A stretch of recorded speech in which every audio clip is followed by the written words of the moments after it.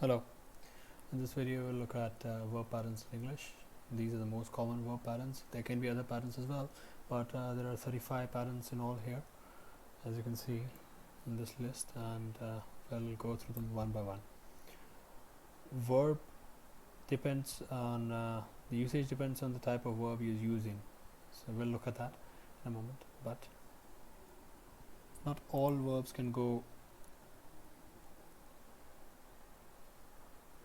in every pattern. For example, in this pattern only intransitive verbs will go. We'll look at examples, you'll understand what intransitive verbs are. I'll make a separate video on types of verbs. In this video I'll not cover them in detail, but I'll remark here and there what type of word is and what types may be possible in a given pattern when necessary. I'll explain these terms: subject, complement, all of that. The point is for you to be able to use them. Don't worry if you don't understand all grammatical terms. You just need to be able to use the structures. That's all language is about. Let's start. Great. I'll post the file. I'll post this entire file on my blog. That's fryerswordpress.com. Okay, let's start. So the first pattern is subject plus verb. Let's look at some examples. Birds fly, fire burns,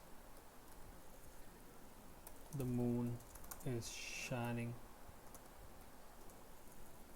the baby is crying, Catherine is singing, the bell has rung, the sun rose. In all of these sentences we have the pattern verb plus subject plus verb. Remember that subject is what a sentence or a clause is about. So I'll mark verbs with this color. So birds fly, fire burns, the moon is shining, baby is crying, Catherine is singing, the bell has rung, sun rose. Subject is in black. Birds, subject, fire, the moon, the baby, Catherine, the bell, the sun. So these are the subjects of their respective sentences. So as you can see, the pattern is subject plus verb. Of course there can be more optional elements, but this is the essential pattern. For example, the man with the long white beard standing at the far end, the old looking corridor is Dumbledore. So in this sentence the subject is this part and the predicate is this part, but this is not the pattern. Okay, so we'll shift it to some other, maybe it's pattern 2 or 3, I don't know, but subject can be as long as you want. It doesn't have to be one word or two words. Left,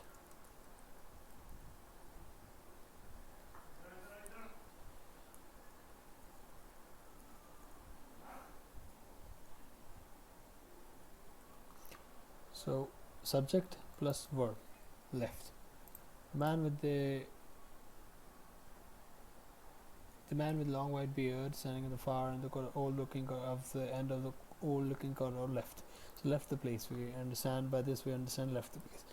So he left, or he has just left. He left, or you could change the tense the tense doesn't have to do anything. Doesn't have to do anything with the tense. So has left.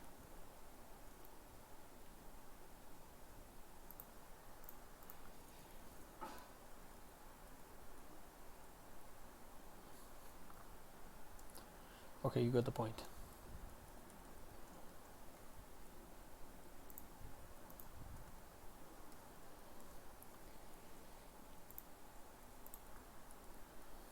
Yeah.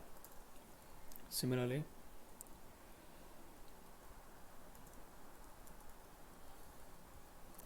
is leaving, etc. Okay, so there can be more examples, there can be more optional elements. Has left the place, but this will be another pattern. Okay, so left the place, that'll be something else, that's why I'm not including here. It'll be a different kind of verb. Then left will be a different type of verb. Okay,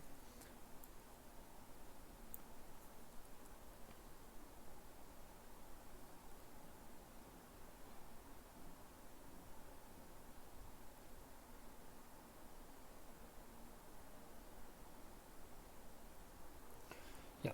Number 2, pattern 2. This will be, I'll shift it to the back because I'll have to find out what kind of verb left will be. Okay, so that's the first pattern. Subject plus verb. Subject plus verb plus subject complement. Subject complement is part of the sentence that talks about the subject. This is different from the direct object. Okay, you must be able to distinguish the two. For example, this is subject complement. So this is the same as the subject. So this is the subject complement.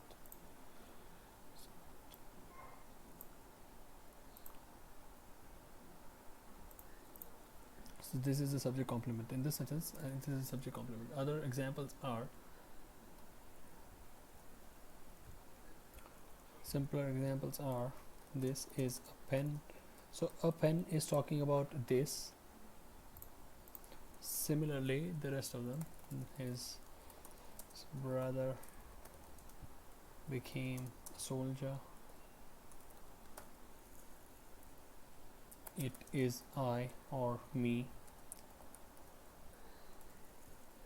That book is mine. Gary looks happy. My father grew angry. The children kept quiet. The milk has turned sour. So this part in every sentence is doing the job of describing the subject. That's why it's the subjective complement.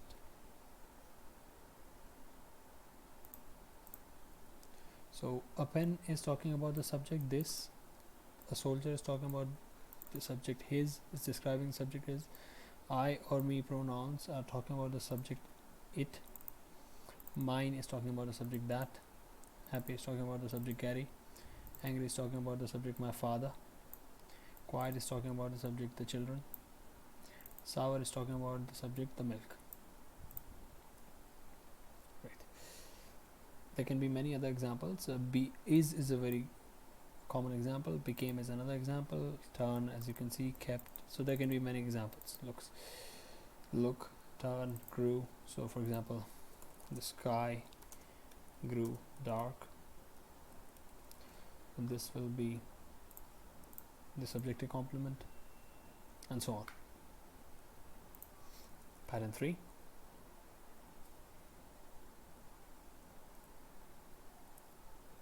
You must be able to differentiate subjective complement from direct object.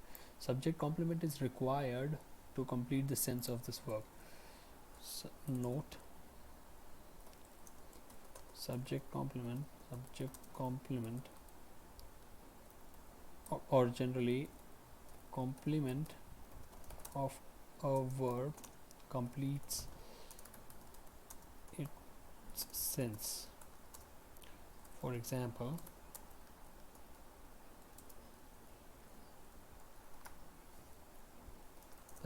children kept is not complete in its sense or meaning. This is why a complement is needed. In this pattern, since the complement describes the subject of the sentence or clause, it is called subject complement. We'll discuss more on this in the video on verbs. Third pattern, as you can see, is subject plus verb plus direct object. Might as well do that. So we have looked at two patterns already: subject plus verb plus direct object. Now this is different from this pattern. For example,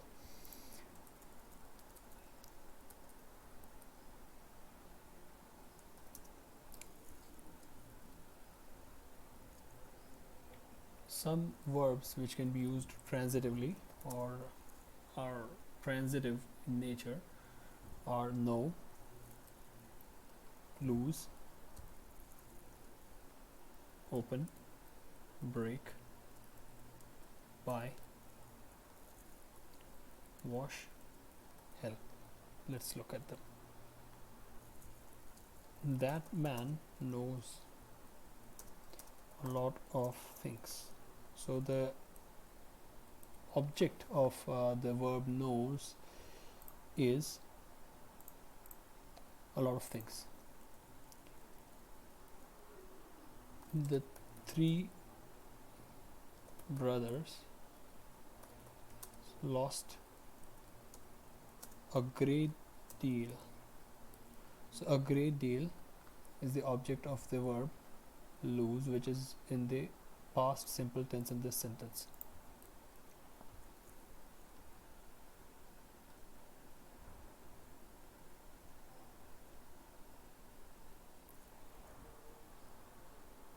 They opened the door.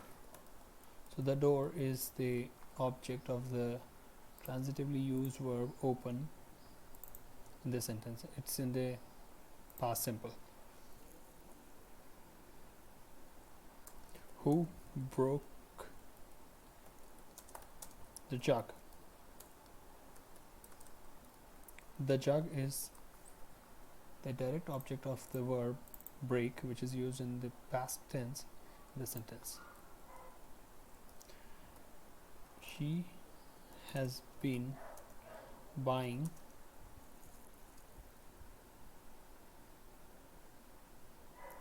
stocks since some years ago. We don't need this. This is optional. I'll exclude this. She has been buying. The problem is, if I use she has been buying, I need to talk about since when. Generally that's what you'll find. But she has been buying stocks. It's not necessary, but yes, you need to talk about that. So either the context supplies you that information, or you supply it in the sentence itself. But for the purpose of illustration, I'll use it like that.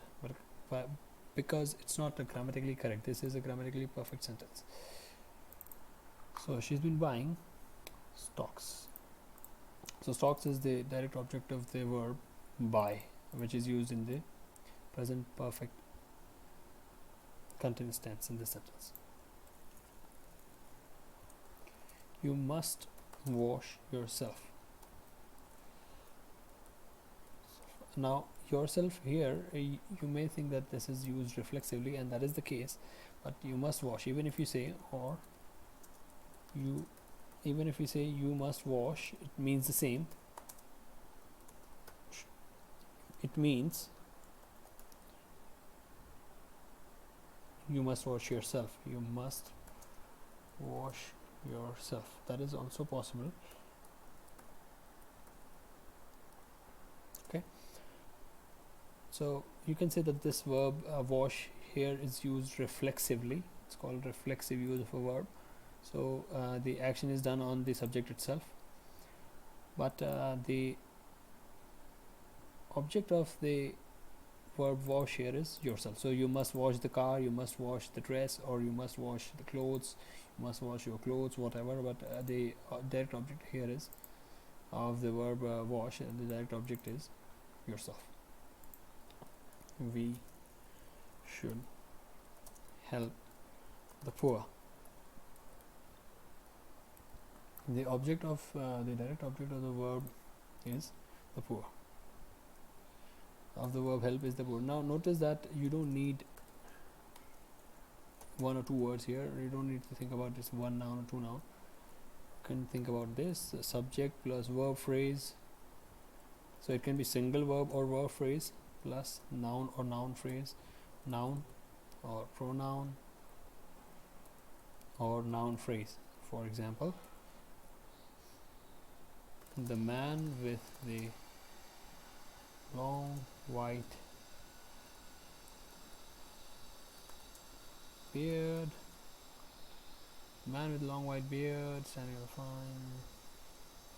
Man with the long white beard standing at the far end of the old looking corridor.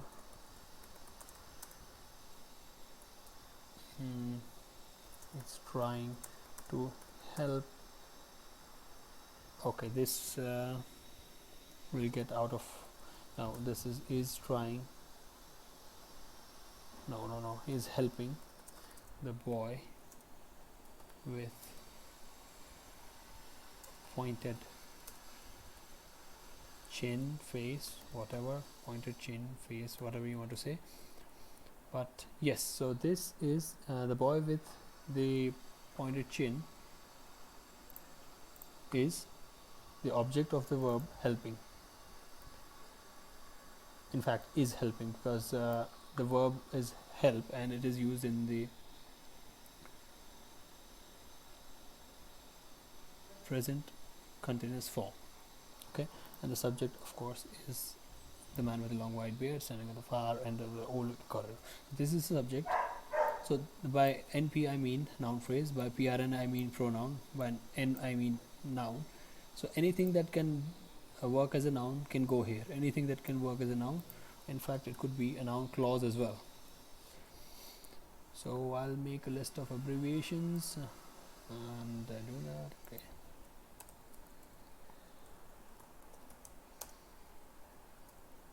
Okay, abbreviations.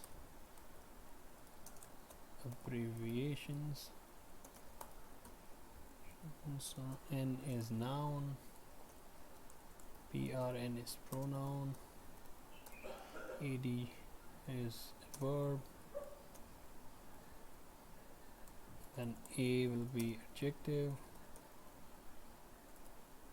and so on. VP will be verb phrase, V will be verb, and I'll edit the file and let you know. NP will be noun phrase,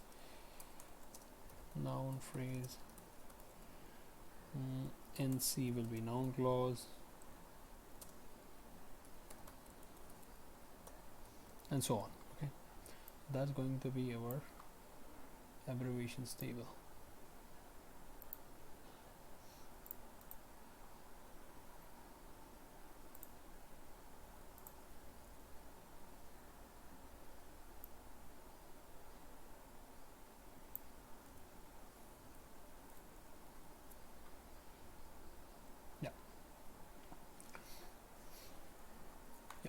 So it can be as long as you want, it can be as short as you want.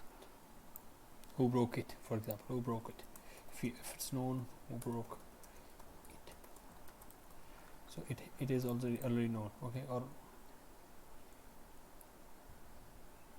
yeah, who broke it, yeah. Correct. So direct object, direct object, direct object, direct object. This direct object. Okay. So this is a phrase, of course. This is a phrase. It's not just one word. So it's a phrase. Yeah. Great. The next pattern. Pattern 4. 4. Pattern 4 is 1, 2, 3, 4. Okay.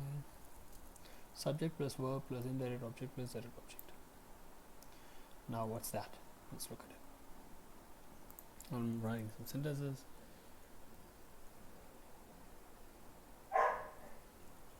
I lent her my pen. The teacher gave us homework.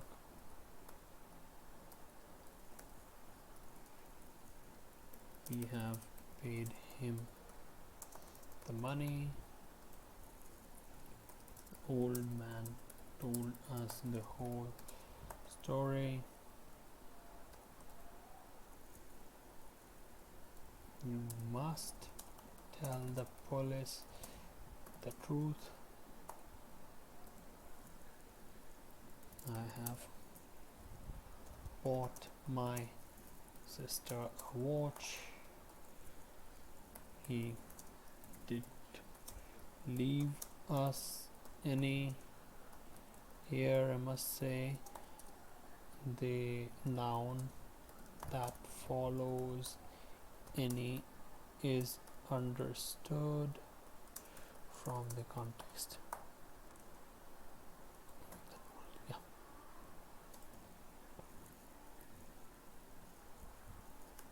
Show me your hands. In English, imperative sentences do not have the subject. So you show me your hands. So generally in imperative sentences there is no subject present. It's not stated specifically. Yeah. So the pattern is indirect object followed by direct object. So I'll mark it indirect object. I'll mark by, okay, let's go through the direct object first. My pen, homework, the money, the whole story, the truth, maybe not all of that, okay, the truth, a watch, any, your hands. So that is, these are all the direct objects. Her, us, him, us, police, sister, my sister, us, me. So these are the indirect objects of their respective sentences. So the indirect objects. Great. So this the ones in black. This is subject. Okay, sorry. The rest is a subject and verb. Subject, verb, indirect object, direct object. Indirect object, direct object. Indirect object, direct object. Indirect object, direct object. Indirect object, direct object. Indirect object, direct object. Indirect object, direct object. Finally, indirect object and direct object. Now compare this with these sentences with the following sentence.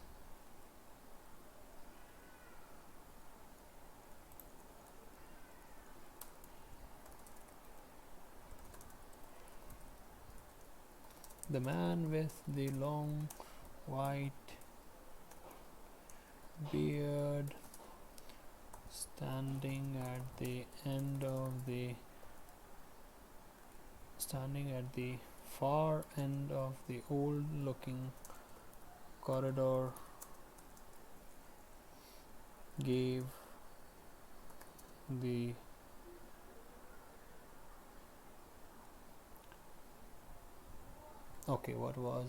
gave the boy with the pointed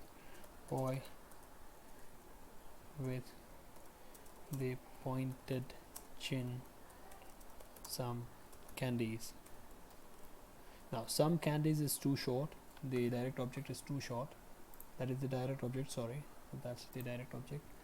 The color was this, yeah, some candies, so that's the direct object. And the boy with the pointed chin, so this is the indirect object, so we can choose to use another form. That is the next pattern. Okay, so it may create note. This may create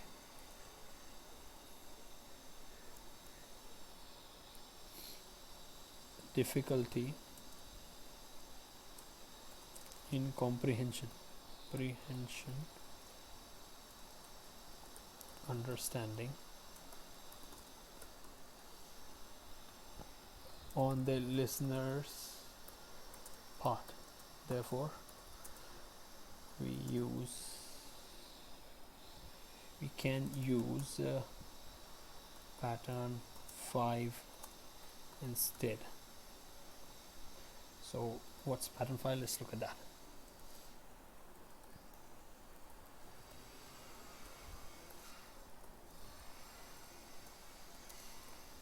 Pattern 5.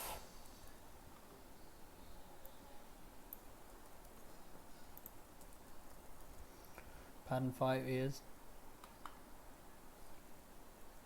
subject plus verb plus direct object plus preposition plus prepositional object. So basically you can choose to use this form or this form. We'll look at that in a moment.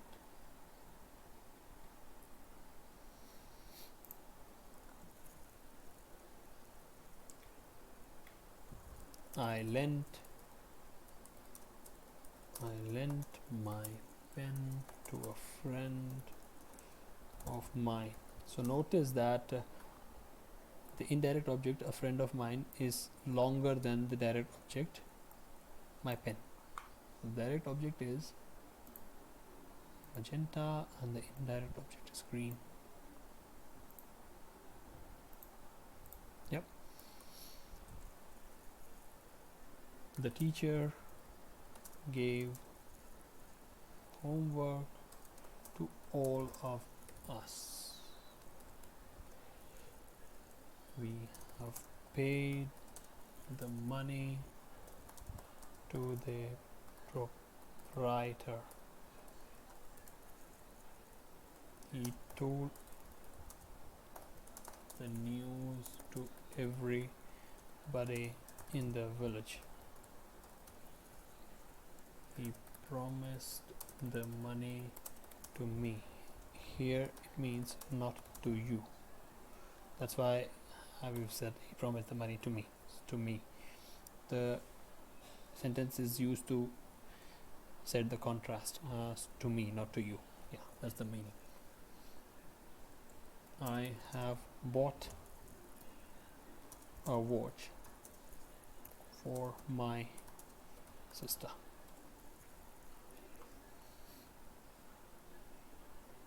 Mr. Raman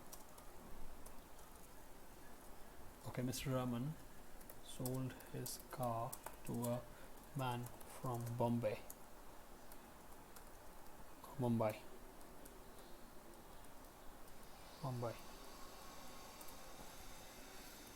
She made coffee for all of us. So this here, as you can see, the direct object is longer than the indirect. The indirect object is longer than the direct object. This is the indirect object. Similarly, all of us, the proprietor. Here the length is the same. The proprietor, the money, so the length is the same. But in this case, everybody in the village, and the direct object is kind of longer.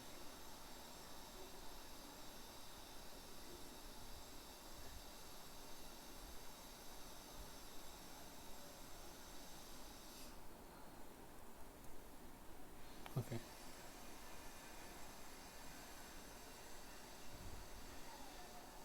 Okay, I think this should go with this. Everybody in the village, yeah. And this part, to me, not to you.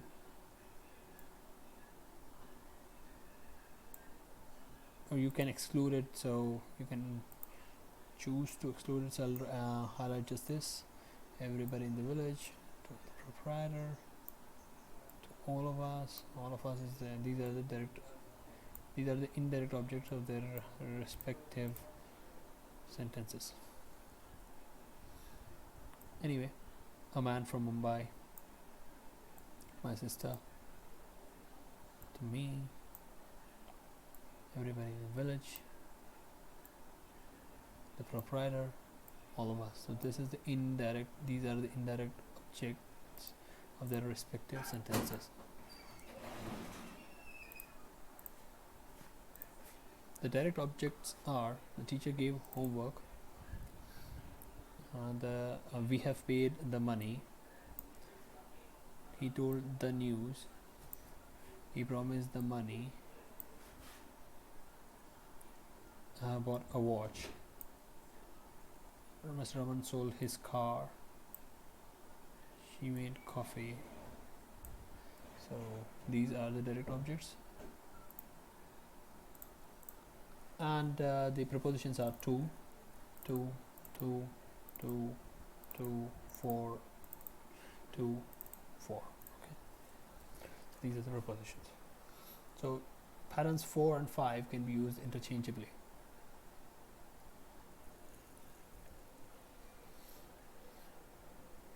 Pattern 6.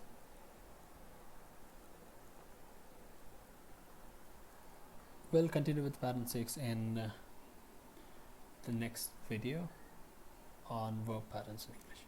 Thank you.